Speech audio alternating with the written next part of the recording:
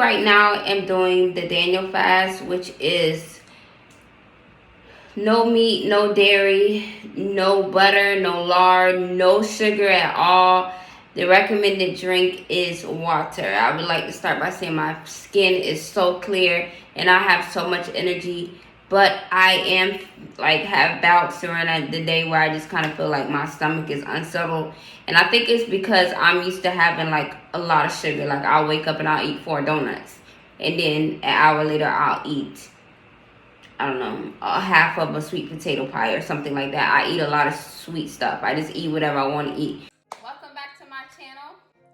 I'm currently in the midst of my 21-day Daniel fast and I feel awesome. I feel so incredible.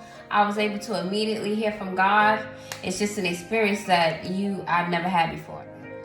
You provide the fire, I'll provide the sacrifice. You pour out your spirit, and I will open up inside. Fill me up, God. Thank you, Lord. You pour out your spirit, I will open up inside. Fill me up, God. So I'm in the midst of everything. For people that are fasting, for those who are not fasting, I just want to encourage you with this word today. Okay, I love food, man. Any type of food. And this fast has taught me a variety of things over it's taught me that, for one thing, we're just greedy. We're greedy. We're greedy. We're greedy. Before the fast, every time my feet will hit the ground, I will get a snack. I'm not kidding. I'm not playing with y'all. Okay? Every time my feet hit the ground, I get a snack. I do not go to the bathroom without getting a snack. I do not walk into my kitchen without getting a snack. I do not walk to my front door without getting a snack. Anytime my feet hit the ground, I get a snack. Okay? So this fast has taught me that I'm satisfied because my mind, my eyes are focused on God. I'm not hungry. I just was being ungrateful for the nourishment that God had been giving me previously. And now that I don't have those things, I'm able to depend on God for everything down to nutrients, everything down to feeling full. I'm able to depend on God. And it's just an empowering experience to know that you are stronger than your mind. You are stronger than what's going on out here. You're a strong person because God doesn't make weak people. You have to tap into that strength that you have. And besides all of that, that's minuscule to why I feel so empowered to do this. Over the holiday break, we lost so many people. Just as a nation, we've lost so many people just to death due to just the COVID. But if not for nothing else, if you're ever wondering like how do I do this, or this fast is just too much for me to do, I'm doing the Daniel fast, so I can't have any animal products. I can't have any dairy. I can't have any meat. I can't have any. I think I would have failed if I had not experienced the losses that I've experienced over the last 30 days. And I'm going to tell you why I would have failed. I'm an empath, okay? Which I don't like people to use being an empath as an excuse for their behavior, because empaths, once again, like I've said in previous videos, are strong people. Empaths are not weak people. We just feel. We're just feelers. It doesn't mean that we're weak. When someone gets sick or someone passes away, it's just not, for me, it's not like, okay, I'm going to miss that person. Other people, when they're saddened or they're mourning people because of the loss that those people, that loss, that gap that they'll be in their lives. I'm a loner, so that's not why I mourn people. As an empath, being me, the reason why I am affected by passing of people is because I feel everything from the time that they incurred the injuries or the illness, from the time where they, were in recovery or they were in care for that illness or those injuries, from the time where their body awaits the funeral home or awaits embalming, from the time that they're being buried, and just like from how their body's being stored, from when they're in the ground, like the temperatures outside, like if it's raining, like my mind thinks about all of those things that normally people wouldn't think about. That's being an empath, okay? an impetus down to it's cold outside right now, and I'm thinking about people being buried in this temperature, which is not, that's not a sane thought, but that's in the mind of an empath. Okay, so I'm just trying to explain that to y'all, that an empath is not just like a crybaby. An empath is someone who feels, a feeler. Okay, and because of that, during this fast, like I say, I've been trying to, like, for 3 years, I've been so hard on myself about becoming more like Jesus.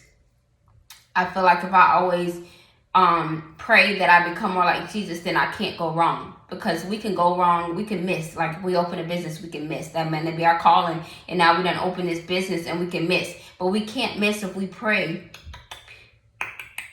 You cannot miss if you pray to be more like Jesus. You can miss if you pray for that boutique.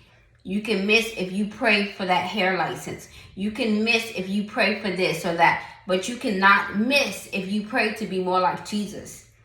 You can't miss that way, okay? I don't want to be anything that I'm not called to be, okay? No matter how much I want it, no matter how much you guys glamorize it, I cannot pray to be anything besides what God wants me to do. So, in the midst of this fast, what has been keeping me going is thinking, okay, I'm going without meat.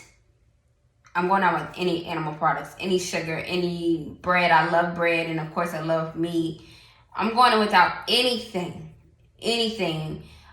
So whenever I get tempted, rarely do I get tempted because I like the empowering feeling of this fast. I like the intimacy. I like hearing from God. So when I do begin to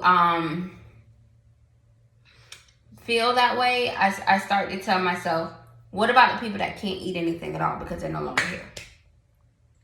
You mean to tell me that you have a problem with not being able to eat meat when there's people that can't even eat at all because they didn't get today?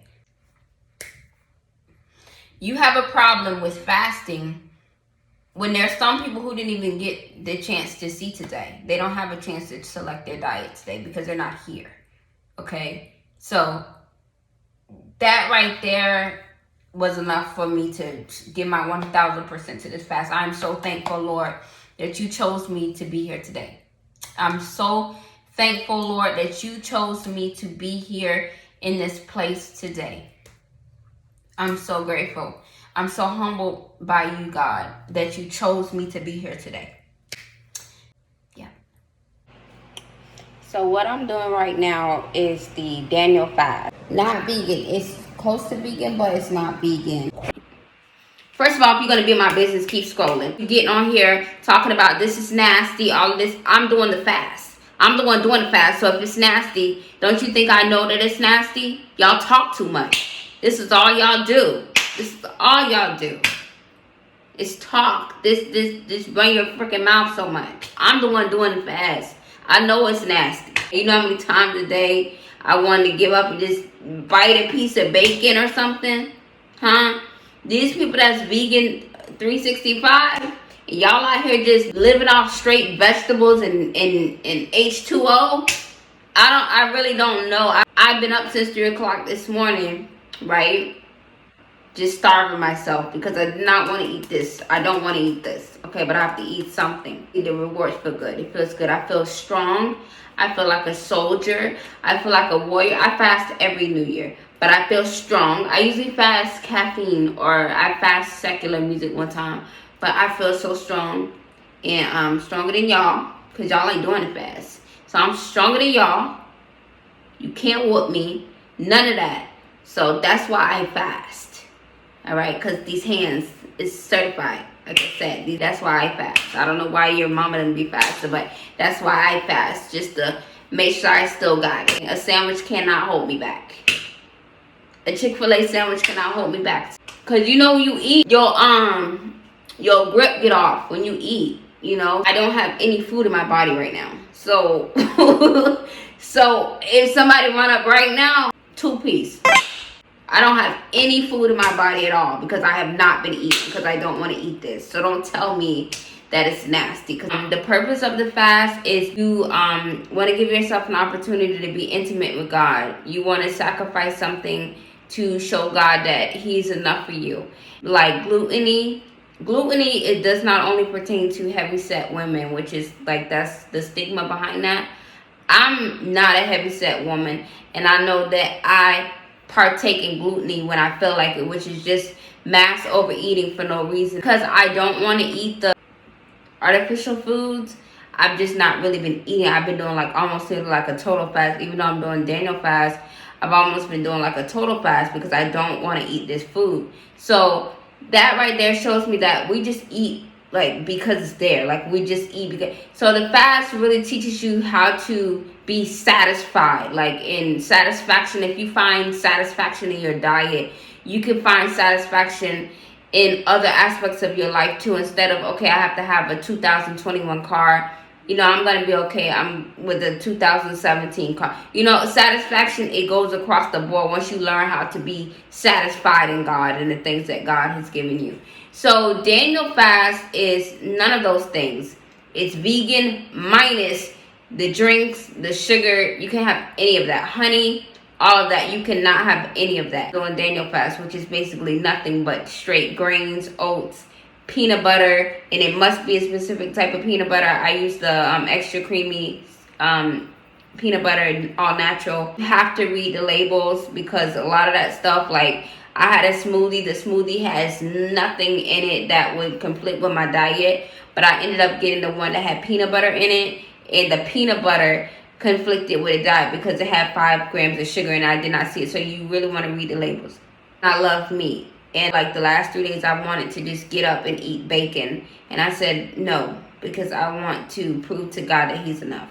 And I want to make that sacrifice to God and let him know that I'm grateful for the, you know, for even the food that goes into my stomach. And yeah, I'm going to make these tacos tonight. And we're eating just to nourish our bodies now. So it's interesting. It's really interesting because you're eating just to nourish your body rather than gluttony, overindulging for no reason. So, yeah. What I'm going to do is I'm going to go ahead and just make half of this because I don't see myself being able to eat this. I have to put something in my stomach. I mean, I don't see myself really being able to eat this, y'all. But I'm going to eat half. I'm going to go ahead and make half because I know I can't eat that. And that's going to be that. Oh, look. It baby look like hamburger meat, y'all. Straight, right? Look how much they charge though for it. This is one burger. This is one hamburger they have here for $11. Oh God. So yeah, I'm gonna season it regular. God knows my heart. So I mean, it's one of the other devil. It's one of the other. It's either junk food or a seasoning salt. I can't do both right now at this time. Trying to make this taste regular. I mean, it kind of baby look.